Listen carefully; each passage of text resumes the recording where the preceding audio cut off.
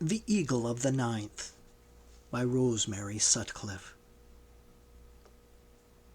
Chapter 17. The Wild Hunt. 2 mornings later, Marcus lay full length in a hollow of the lowland hills and looked down through the parted bracken fronds. Grey and tawny marshes lay below him, rising to the blue heights of Valentia. To the south, and through the flatness of them, wound the silver Cluta, spreading westward to its firth, with Eracluta, once a frontier town, still a meeting place and market for all the neighboring tribes, squatting within turf ramparts on its northern bank.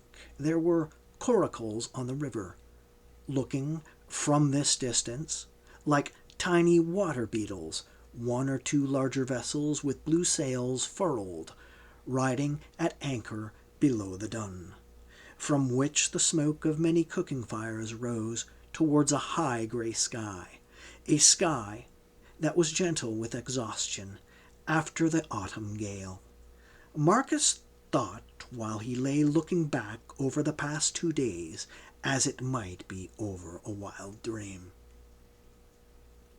The storm had broken over them towards midnight, the wild westerly gale swooping at them down the shoulder of the mountains like a wild thing that wanted to destroy them, whipping the waters of the loch into racing white caps, bringing with it the bitter hissing rain to drench them through and through. They had passed the greater part of the night crouching with the 2 frightened mares under a steep overhang of rock, wrapped about with a shrieking turmoil of wind and rain and darkness. Towards dawn the storm had abated a little, and they had pushed on again until long past noon, when they had found a sheltered hollow under the bole of an uprooted pine, knee-hobbled the mares, and crawled under the upreared mass of torn roots, and slept. When they awoke, it was well into the night, and the rain was falling softly before a dying wind that sobbed and roared through the pines, but no longer beat against them like a live thing. They had eaten what was left of the smoked meat, and pushed on again through the dying storm, until, in the spent calm of the day-spring, with the wet oak woods waking to the song of chaffinch and robin and wren, they had halted at last, here in the low hills above the Cluta. As soon as it grew light, Eska had gone on down to Eracluta to sell the mares. The parting was hard for all of them, for they had grown fond of each other. Marcus and Vipsania,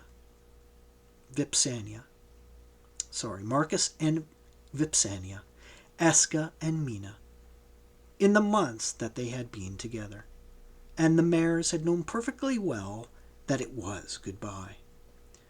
A pity they could not have kept the mares, but with the old cavalry brand on their shoulders they were much too easily recognizable, and there was nothing for it but to trade them for others. But at least they would be sure of a good master, for the tribesmen loved their horses and hounds, using them hard, but only as they used themselves hard, treating them as members of the family. All would be well with Vipsania and Mina, Marcus told himself firmly. He stretched. It was good to lie here on the soft turf of the wood shore, to feel his tunic drying on him, and rest his aching leg, knowing that however fast the hunt came on their trail, they were past the last point where they could be cut off by men pouring down any side glen that linked loch with loch in the misty maze that was behind them. But how was it going with Eska down there in the dun? Always it was Eska who had the extra task to do, the extra risk to run. It was bound to be so, for Eska, who was British, could pass unnoticed where Marcus, with his olive skin, his darkness that was of quite a different kind from that of the tribesmen, would be suspect at once. He knew that, but it infuriated him none the less. All his relief began to ebb away, and as the morning dragged on, he grew restless and yet more restless. He began to feel sickeningly anxious. What was happening down there? Why was Eska so long? Had word of the eagle reached Eracluta ahead of them?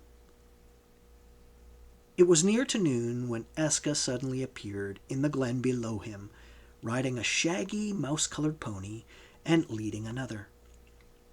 Relief flooded over Marcus, and as the other glanced up towards his hiding place, he parted the bracken fronds more widely and flung up a hand.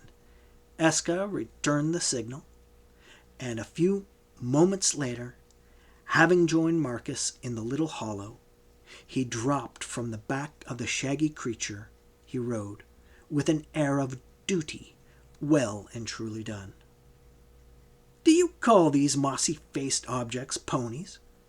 Marcus inquired with interest, rolling over and sitting up. Eska was busy with the bundle he had taken from one of them. For an instant, his slow, grave smile lifted the corners of his mouth. "The man who sold them to me swore they were sired out of the stables of the High King of Iru." "Did you by any chance believe him?" "Oh, no," said Eska. He had looped the reins of both ponies over a low branch and sat down beside Marcus with the bundle. "I told the man I sold ours to that they were sired out of the stables of Queen Cartamendua. He did not believe me either. They were game little brutes, whoever sired them. You found them a good master?" "Yes, and the same master for both. A little fox of a man, but he had the right hands. I told him my brother and I were taking ship for Iru. It was a good enough reason for selling the mares, and if anyone should ever ask him, it may serve to start a false trail. We haggled for a long time because the mares were near foundering. I had to tell him a long story about wolves to account for that, and so of course he swore their wind was broken, which was obviously a lie. But I sold them to him at last for a fine sealskin rug and 2 enameled war spears and a bronze cooking pot and a suckling pig. Oh, and 3 fine amber bracelets." Marcus flung up his head with a croak of laughter. "What did you do with the suckling pig?" "It was a little black pig, very shrill," said Eska reflectively. "I sold it to a woman for this." He had been busy with the bundle while he spoke, and now shook out a hooded cloak of shaggy cloth that seemed to have once been checkered blue and red, but was now grease-stained and weather-faded to a universal mud color. Even a small thing will help to change the look of a whole company, at least from a distance. Also for dried meat. Here it is. Then I went back to the horse market and bought these 2 with their headgear on them, for the war spears and all the other things. The other man had the best of the bargain. Ill luck go with him. But there was no help for that.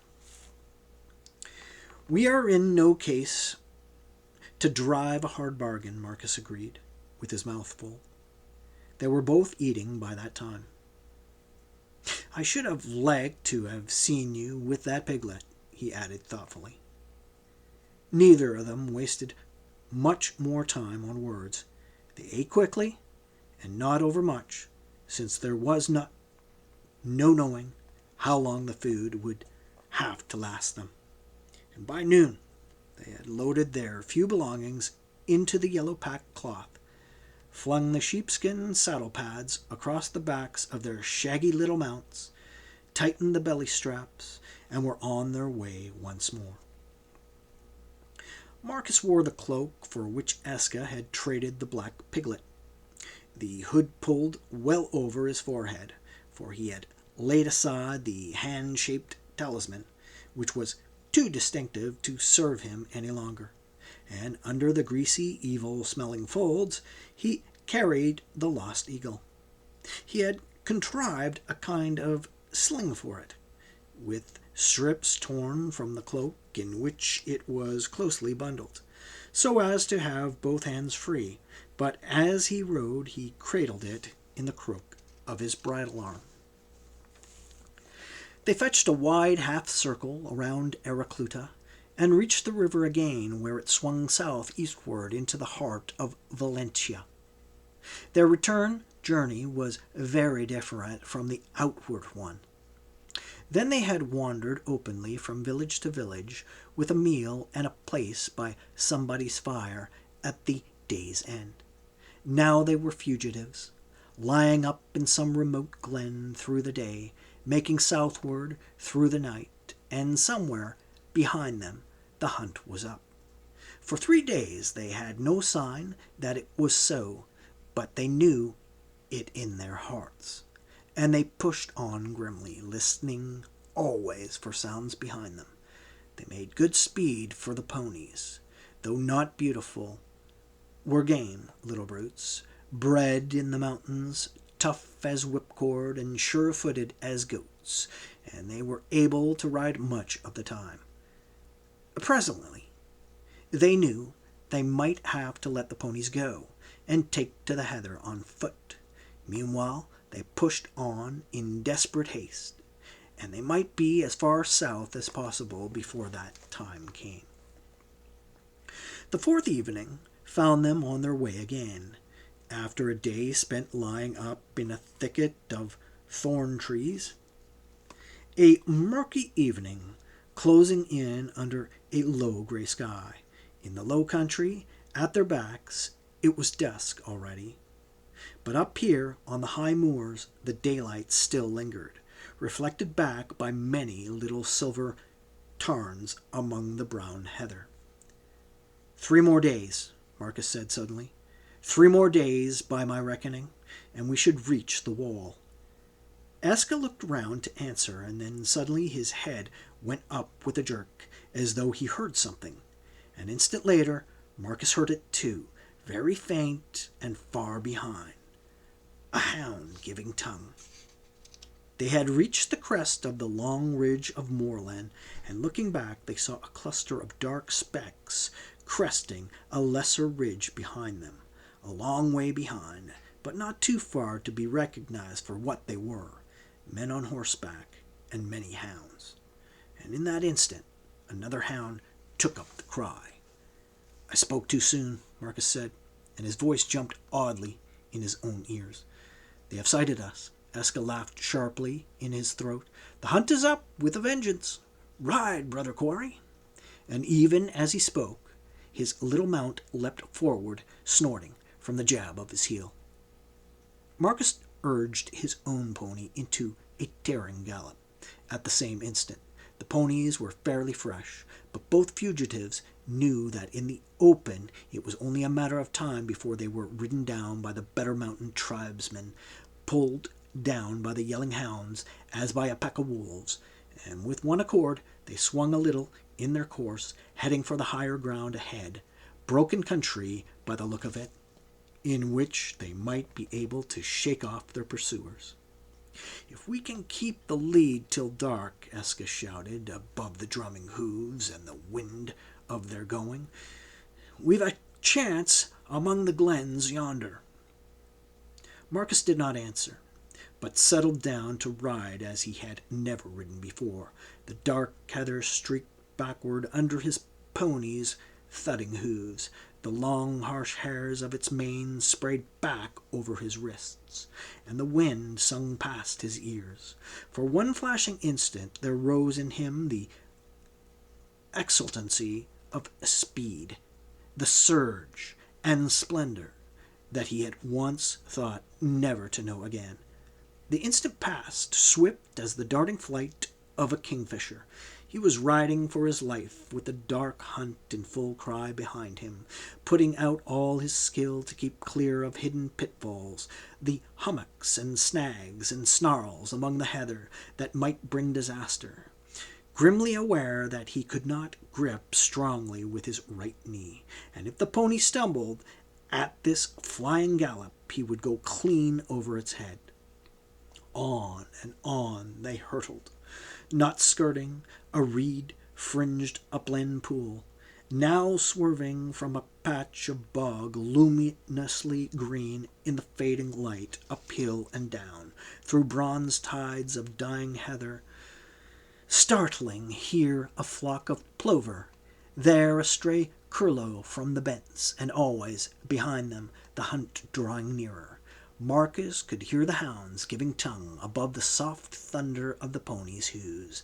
Nearer, steadily nearer, but there was no time for looking back. On and on. Now the ponies were tiring. Marcus could feel the panting of his little mount's flanks, and foam flew back from its muzzle, spattering against him. He leaned far forward over its neck to ease it.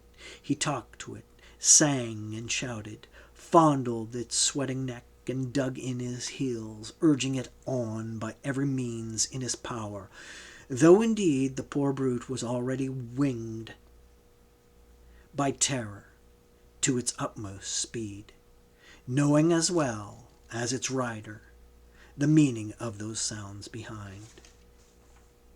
The land was rising under them, and the light fading moment by moment.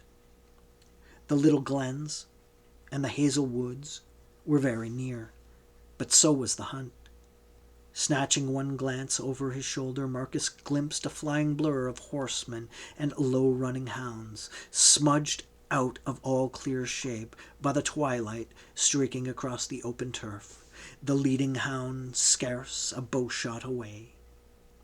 Near to their last gasp, and with the clamor of the hunt swelling in their ears, they struggled desperately over the crest of another ridge, and saw below them through the dusk the pale streak of running water. Very faintly, an unexpected scent drifted up to them, a sweet heavy scent like musk, and Eska let out a sound that was halfway between a laugh and a sob. Down to the stream before they top the ridge, and we've a chance. Only half understanding, but content to trust to the other's better knowledge of the wild, Marcus drove his heel again and again into his pony's sobbing flank, urging it to one last effort, shivering and sweating, the foam that flew from its muzzle, blood-flecked. Now it plunged forward in one last frantic burst of speed. Neck and neck they hurtled down through the tall bracken, the scent of musk growing every instant stronger, down and down toward the trampled hollow beside the stream, from which two battling antlered shapes broke their approach and went crashing away down the glen. Eska was already half off his pony, and in the musk-reeking hollow, where only the instant before two great stags had been fighting for lordship of the herd. Marcus half fell, half flung himself from his own mount. His friend's arm was round him almost before he touched the ground. "Into the water, quick!" Eska gasped as, snorting with terror, the two ponies plunged on, riderless, into the dusk. They dived through the alder scrub and scrambled headlong down the bank, Eska still with his arm round Marcus to help him, and slipped into the ice-cold, swift-running water just as the first wave of the hunt topped the rise behind them. Crouching under the steep overhang, they heard the ponies crashing away downstream in terrified stampede, heard the hunt sweep down towards them, the check, the bang and the trampling and the sudden splurge of voices, and crouched lower, yet the water flowing almost to their nostrils. It seemed an eternity that they crouched so, listening to the turmoil just above their heads, and praying that the dusk would hide the traces of their swift descent through the alder scrub, and that the hounds, having been set on the follow horses, would not concern themselves to pick up and follow the scent of men. But in reality, it could have been only a few moments before a triumphant yell told them that the moment of the stampeding ponies had been picked up. The hounds were already away, yelling on the hot scent of stags or ponies or both. There was a fresh burst of shouts and trampling, the shrill, angry squeal of a horse, and with the confused speed of a dissolving nightmare, men, hounds, and horses were off in full cry after the flying shadows.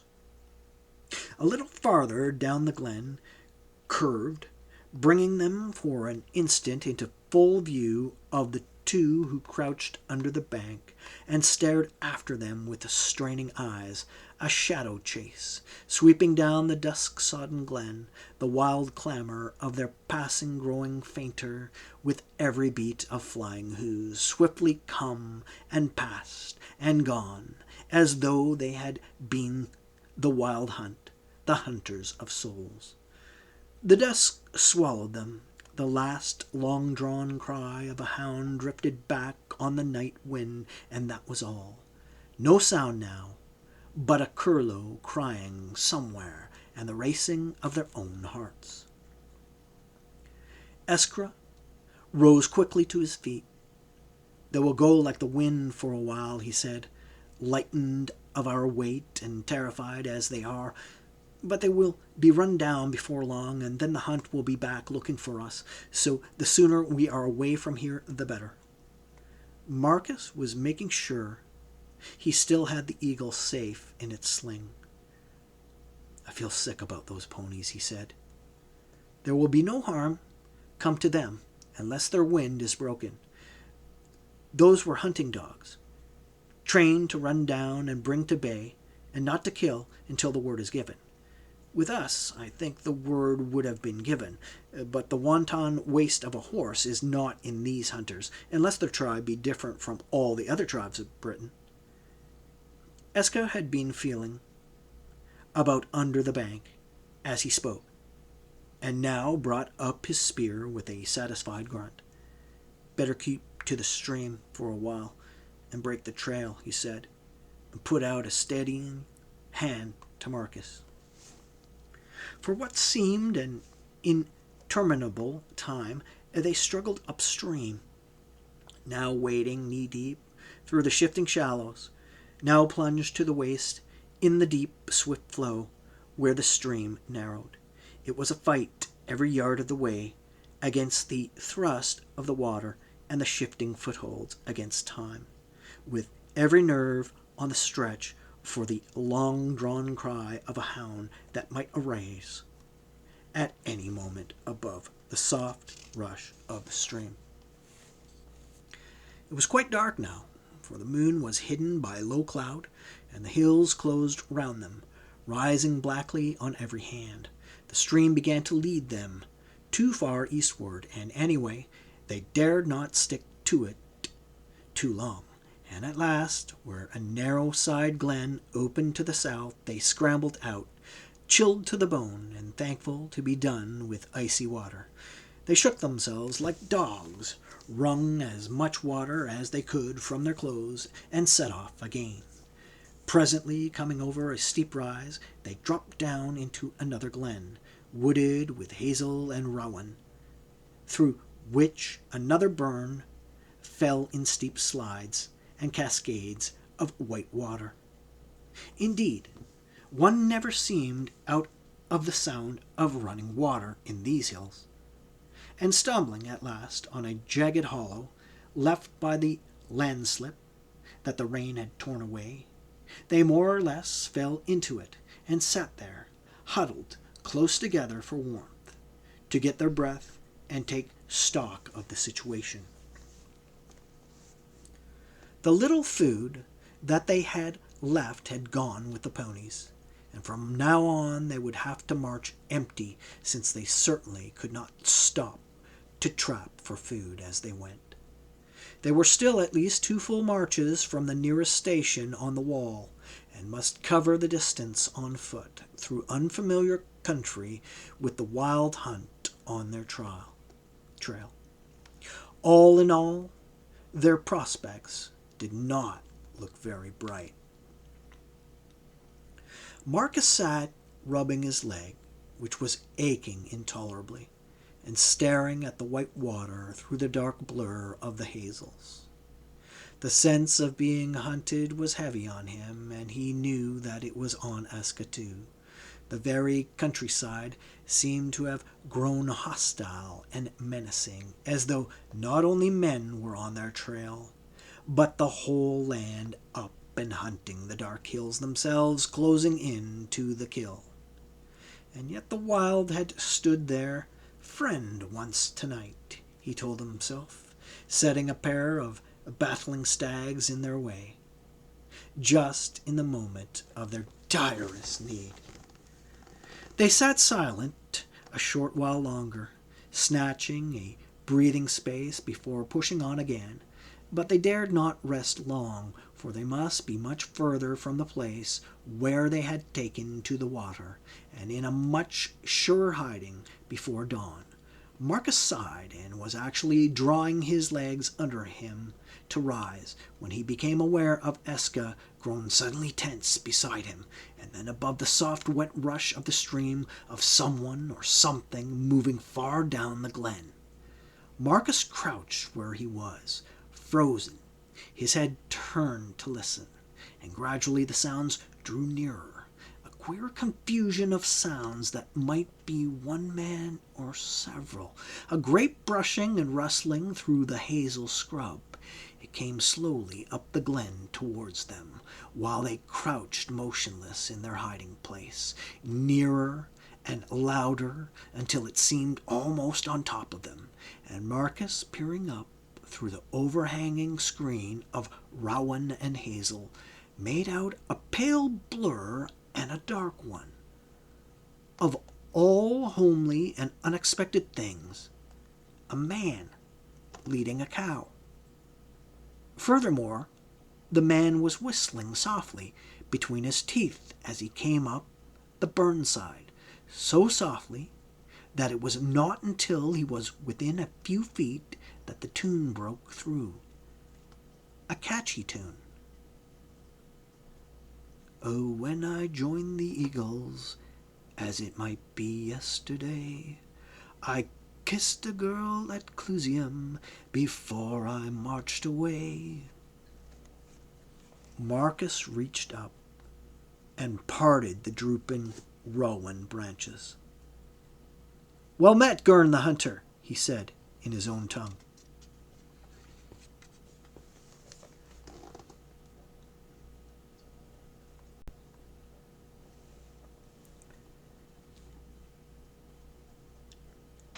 Chapter 18. The Waters of Lethe.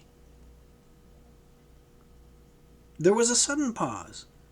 The white cow, startled by the unexpected voice, fidgeting and blowing, with lowered horns. The man who had checked with a grunt, peering down through the rowan branches. Then the soft growling of the old dog, which Marcus had not at first noticed, rose suddenly to a sing-song snarl, and was checked by a backward thrust of the hunter's heel. "Well met, Demetrius of Alexandria." There was no time to waste in surprise and explanation. Marcus said quickly, "Gurn, we need your help." "Aye, I know that well enough. You have brought away the eagle, and the Epidai are up after you," Gurn said. "The word went by at sunset, and the Dumnonai and my own tribe, at least, will join spears with them." He came a step nearer. "What would you have me do?" "We want food. and a false trail if you can provide one. Food is easily managed, but it is more than a false trail that you will need to get you in one piece to the wall. Every pass to the south will be guarded by now, and there is but one way known to me that is likely to be left open. Tell us how to find it. Telling is not enough. It is a way that is death without a guide. That is why the tribesmen will not trouble to guard it. And you know this way? Aska spoke for the first time. Yes, I know the way. I will take you by it. How if you are caught with us? Marcus said. How if you are missed from your own place, and any think wonder where you are? I shall not be missed from my own place, for there will be many out hunting these next few days. If any come upon us together, I can always knife one of you, and claim the honor of being first spear among the hunters. It is an unpleasant thought, said Marcus. Do we come with you now? Yes, it is best that you come the first part of the way now, Gurn decided. We will have to take the cow. Ill luck to her. She is for ever straying. Marcus laughed and got up, catching his breath as his overtaxed leg twinged under him. At least her straying has stood us in good stead tonight. Give me your shoulder, Aska. This place is somewhat steep. Many steep glens and moorland ridges lay between them and the place of the fighting stags, and it was near dawn when Gurn at last led them down into an old sandstone quarry that had not been worked since the eagles flew from Valentia. He thrust them into the crumbling cave, or a gallery of some sort that seemed to have been the occasional lair of wild pig, and, bidding them be quiet until he came again, departed with the cow, who seemed very weary. It may be that this will teach you not to wander again, O daughter of Eraman, they heard him say as he hauled her by the horns up the rough slope. Left to themselves, Marcus and Eska drew the hanging curtain of bramble and dogrose across the mouth of their hole, and lay down as comfortably as they could.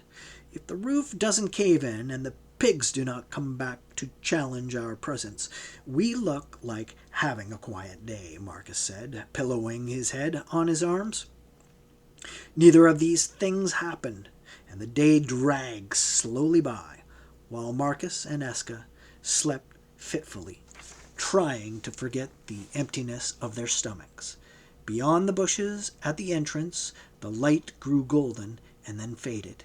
It was after dusk when Gurn the hunter returned, bringing with him, beside the inevitable strips of leathery smoked meat, a lump of fresh broiled venison.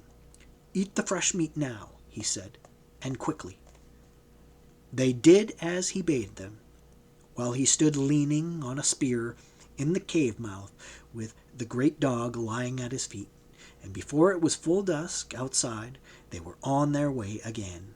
They made slow marching at first, for Marcus's leg was stiff after the day's rest, but the way was easier than it had been last night, running mostly downhill, and little by little the stiffness wore off, and he was able to make better going. Silent as shadows, they followed Gurn by ways that only the hunter and the deer knew, with never spoken word between them. But Marcus was puzzled as the hours went by, for so far there had been no real difference between this and any other march that they had made among the hills, no sign of this unguarded way, which it was death to travel without a guide.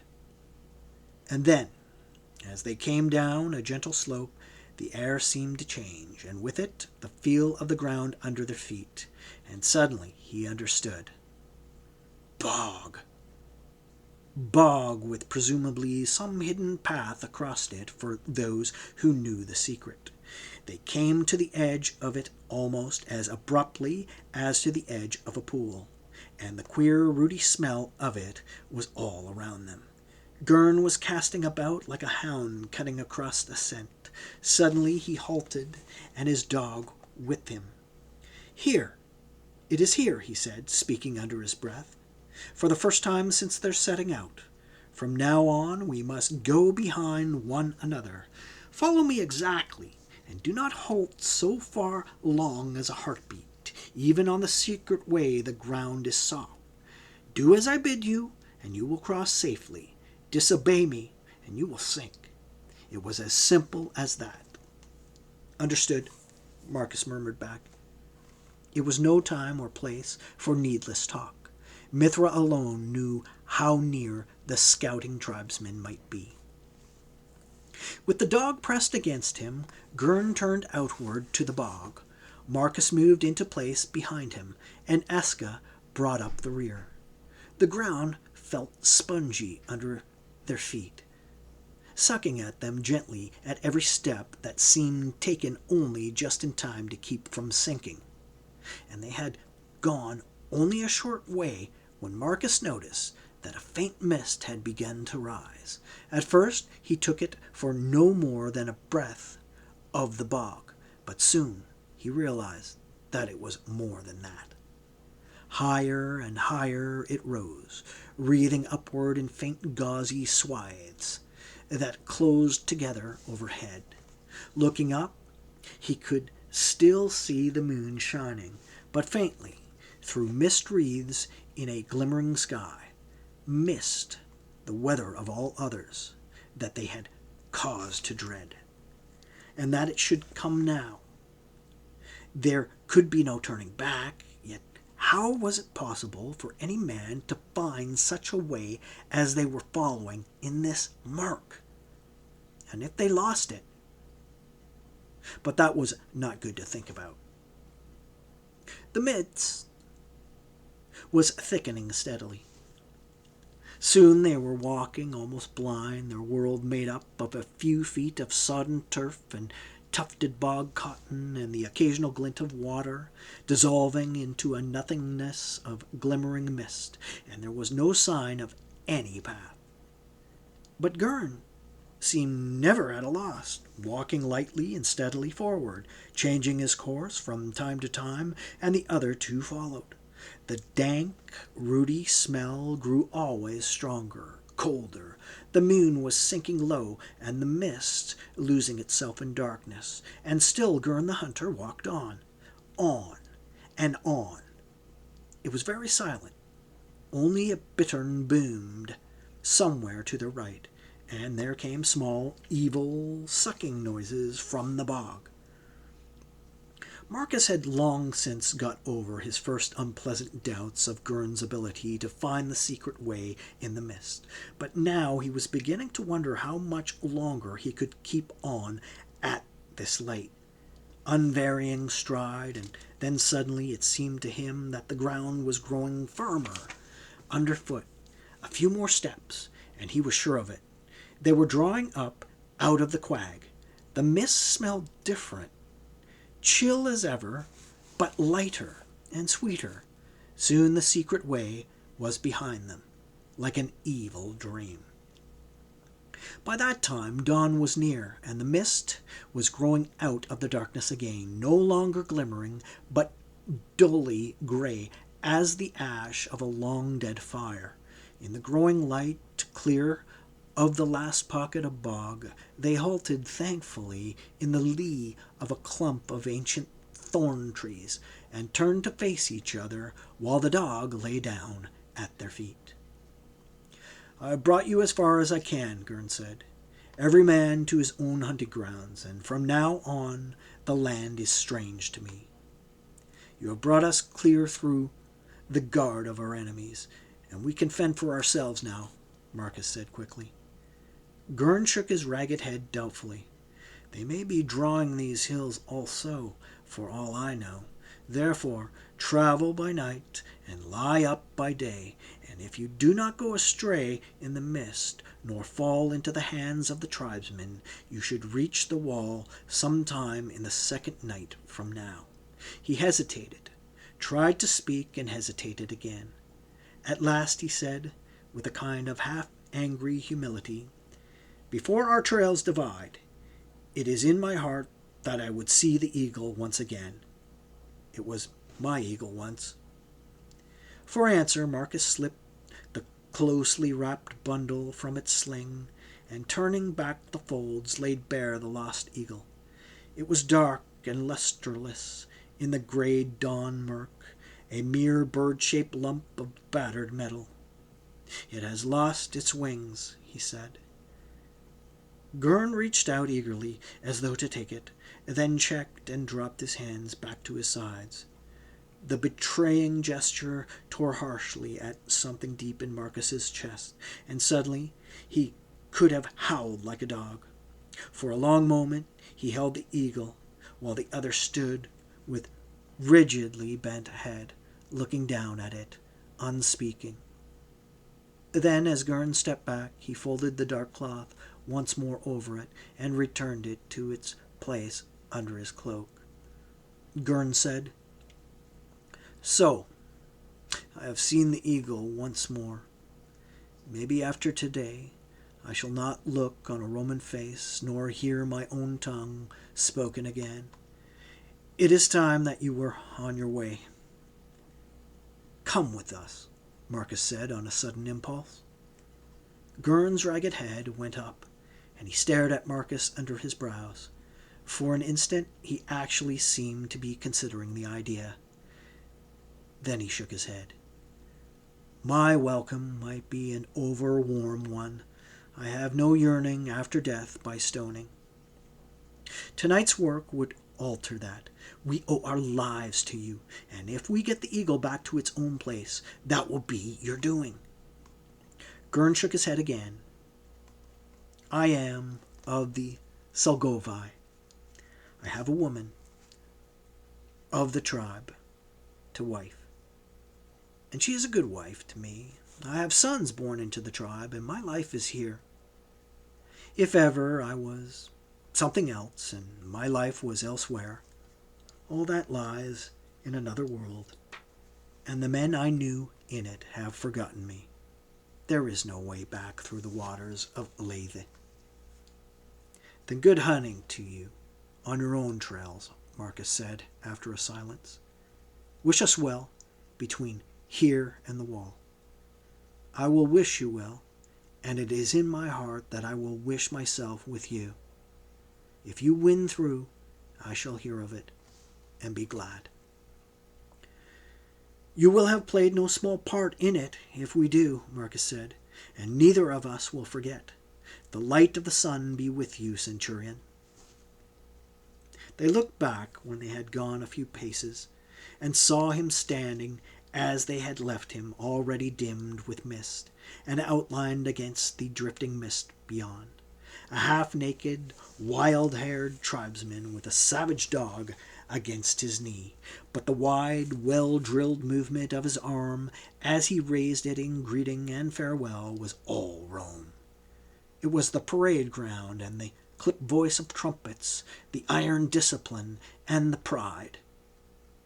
In that instant Marcus seemed to see not the barbarian hunter, but the young centurion, proud in his first command, before ever the shadow of the doomed legion fell on him. It was to that centurion that he saluted in reply. Then the drifting mist came between them. As they turned away, Marcus found himself hoping that Gurn would get back safely to the new life that he had made for himself, that he would not have to pay for the faith that he had kept with them. Well, the mists would give him cover on his homeward way. Almost as though he had heard his friend's unspoken thoughts and was answering them, Eska said, "He will hear if we come with our lives out of this, but we shall never hear whether he does." "I wish that he had chosen to come with us," Marcus said. But even as he spoke, he knew that Gurn the hunter was right. There was no way back through the waters of Lethe. 2 dawns later, Marcus and Eska were still a long way from the wall. The mist that had met them on the secret way had haunted them ever since, a patchy and treacherous mist that was sometimes no more than a faint blurring of the more distant hills, and at others swooped down on them, blotting out all landmarks in a swirling greyness, in which the very ground seemed dissolving away. They would have become lost over and over again, but for the hunter's sense of direction that made Eska able to smell the south as a townsman might smell garlic. And even with that to help them, they could only struggle on with maddening slowness, covering what distance they could when the mist thinned, and lying up wherever they happened to be when it grew too thick to push on any further. Once or twice they came very near to disaster. Many times they had to cast back for a way round some pitfall that the mist had hidden from them, and Marcus, who was leaving the route to Eska as usual, was having anxieties of his own.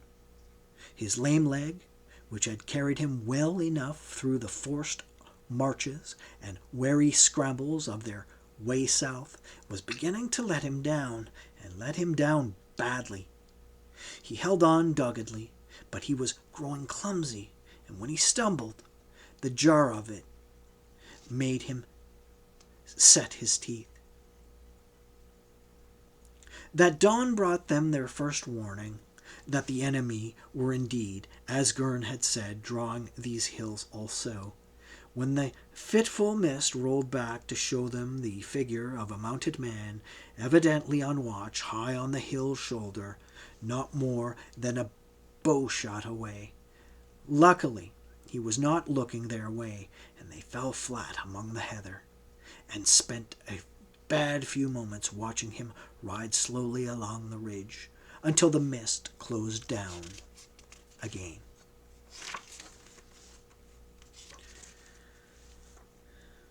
They spent part of that day lying up in the lee of a great boulder, but started out again while there were still several hours of daylight left.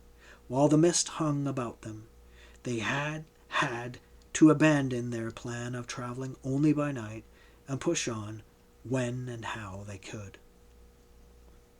"How far have we still to go, by your reckoning?" Marcus asked, as he stood trying to rub the stiffness out of his leg.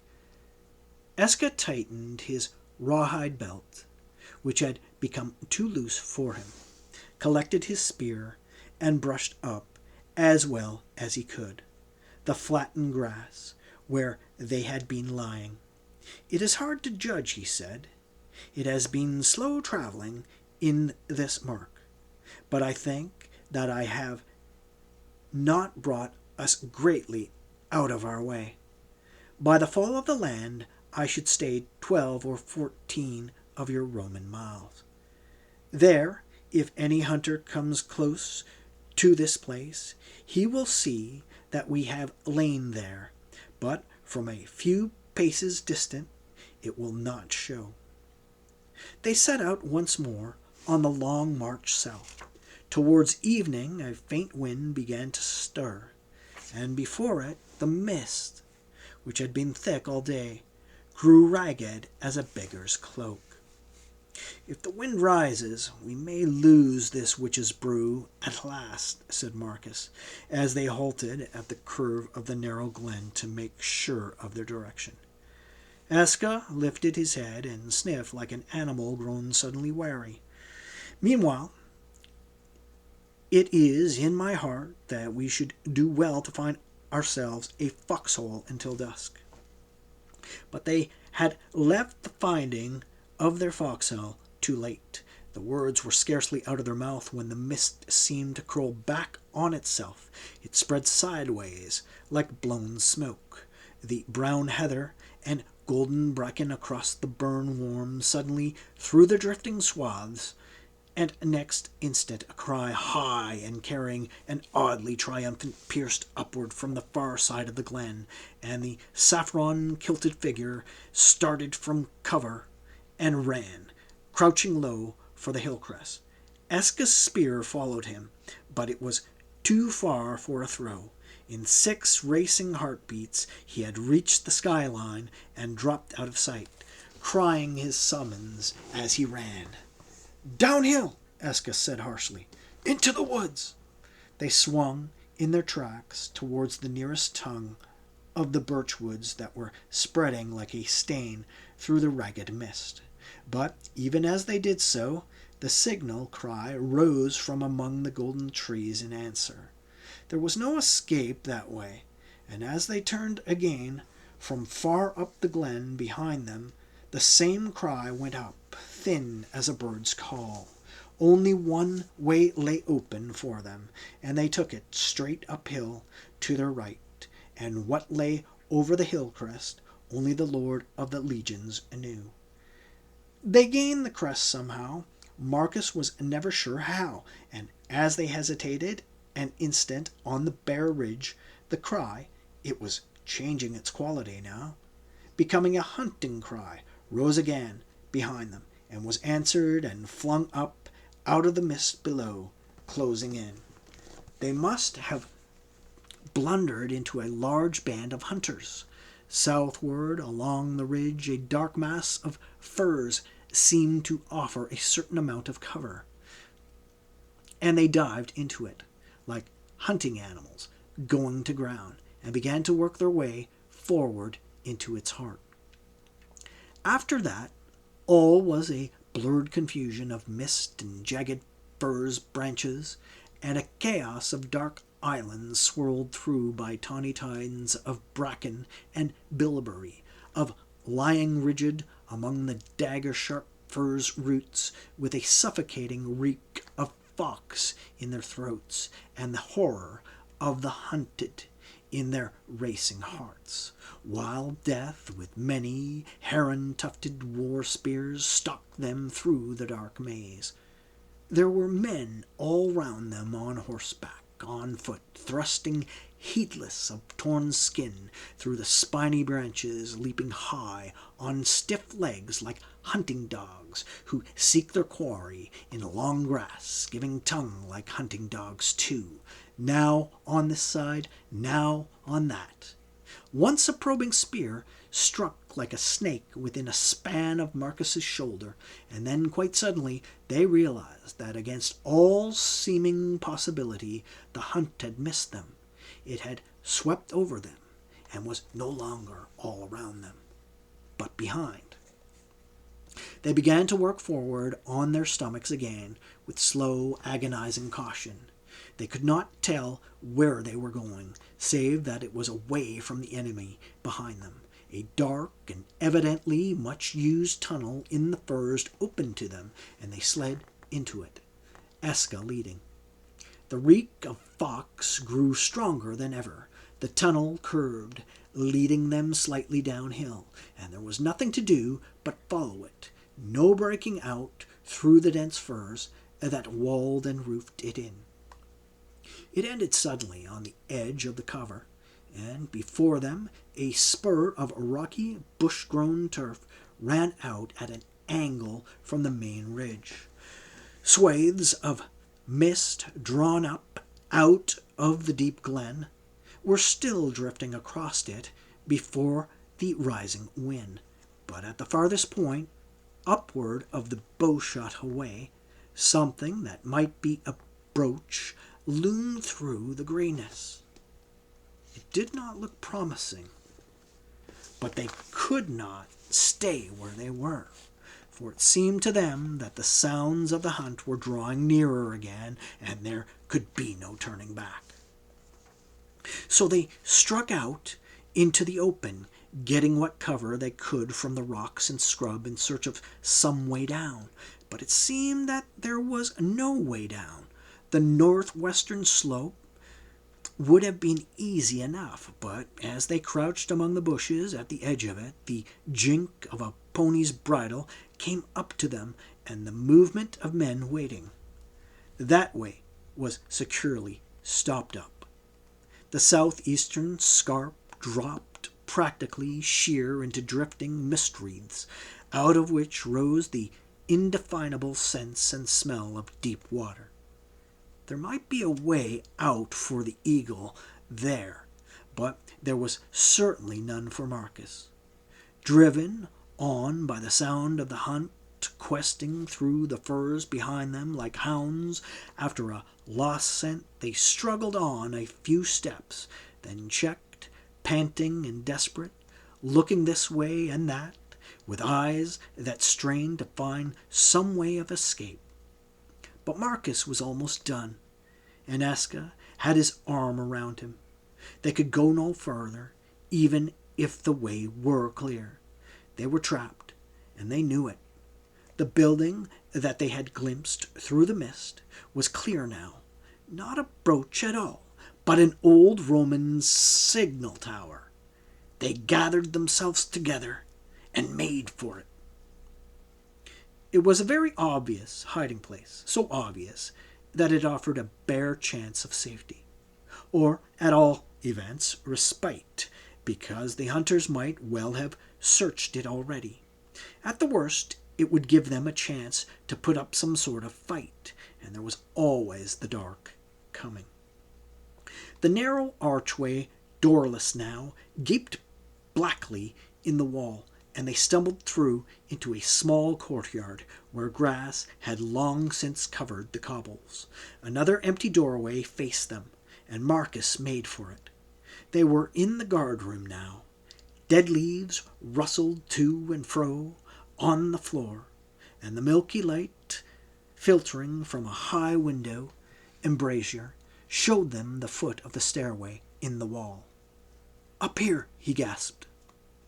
The steps were of stone and still in good condition, though slippery with damp, and they stumbled upward, the sound of their feet seeming very loud in the silence of the stone shell where a little Roman garrison had lived and worked, keeping watch over the border hills in the short years when the province of Valentia was more than a name.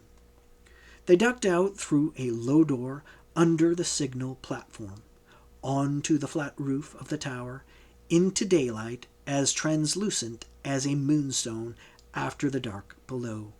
As they did so, Marcus was almost blinded by the thrashing of great black wings past his face, and a startled raven burst upward, uttering its harsh, grating alarm cry, and flew off northward with slow, indignant wing beats, cacking as it went. "Curse!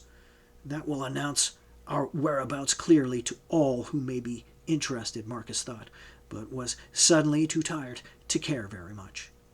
Utterly spent, he lurched across to the far side of the roof and looked down through a crumbling embrasure.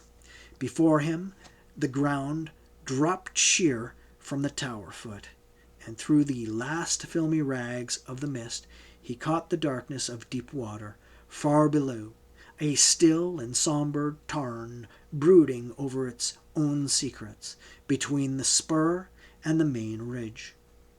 Yes, there would be a way out for the eagle. On the landward side, Aska was crouching beside a broken place in the parapet, where several large stones had fallen, leaving a gap. They were still beating the firs, he muttered, as Marcus joined him. "It is well for us that there are no dogs with this band. If they do not come before dusk, we may escape them yet." "They will come before dusk," Marcus murmured back. "The raven has made sure of that. Listen." A sound came up to them from below the northern side of the spur, a confused, formless splurge of excitement, faint with mist and distance, that told them all too clearly that the waiting man had understood the raven's message. Marcus lowered himself stiffly onto his sound knee beside the other, slipped into an easier position, and stretched out sideways, leaning on one arm, his head hanging low. After a few moments he looked up. "I suppose I should feel guilty about you, Eska. For me, there has been the eagle. But what had you to win in all this?" Eska smiled at him, a slow, grave smile. There was a jagged tear in his forehead. where the furze root had caught him. There was a jagged tear in his forehead, where the furze root had caught him, Marcus noticed. But under it, his eyes looked very quiet. I have been once again a free man amongst free men. I have shared the hunting with my brother, and it has been a good hunting. Marcus smiled back. It has been good hunting, he agreed.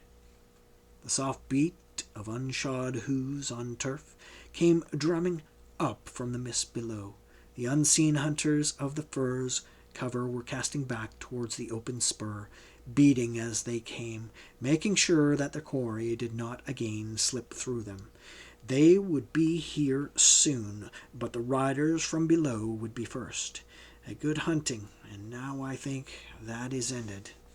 He wondered if any word of that ending would one day drift south across the wall, would reach the legate Claudius, and through him Uncle Aquila, would reach Cotia in the garden under the sheltering ramparts of Caliva. He should like them to know it had been a good hunting, and he and Eska had had together. Suddenly he knew that, despite all outward seeming, it had been worthwhile. There was a great quietness in him. The last of the mist was blowing clear away as the wind freshened.